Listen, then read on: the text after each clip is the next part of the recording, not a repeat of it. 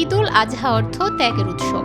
ইসলাম ধর্মাবলম্বীদের সবচেয়ে বড় দুটি ধর্মীয় উৎসবের দ্বিতীয়টি এটি। এই উৎসবটি কোরবানির ঈদ নামেও পরিচিত।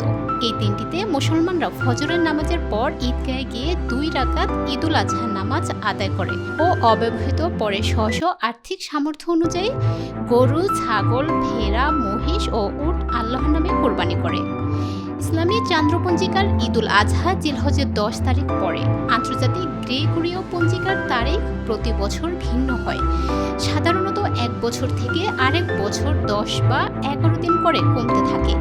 ঈদের তারিখ স্থানীয়ভাবে জিলহজ মাসের চাঁদ দেখার উপর নির্ভর করে।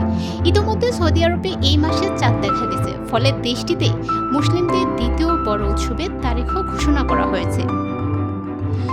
সৌদি কর্তৃপক্ষ বৃহস্পতিবার সন্ধ্যায় জানিয়েছে, বৃহস্পতিবার সন্ধ্যায় দেশটির আকাশে জিলহজ মাসের চাঁদ দেখা গেছে, ফলে দেশটিতে বৃহস্পতিবার জিলহজ মাসের প্রথম দিন।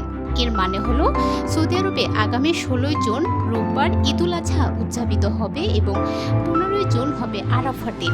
এদিকে সংযুক্ত আরব আমিরাত, ওমানের মতো মধ্যপ্রাচ্যের দেশে এখনও চাঁদ দেখা যায়নি।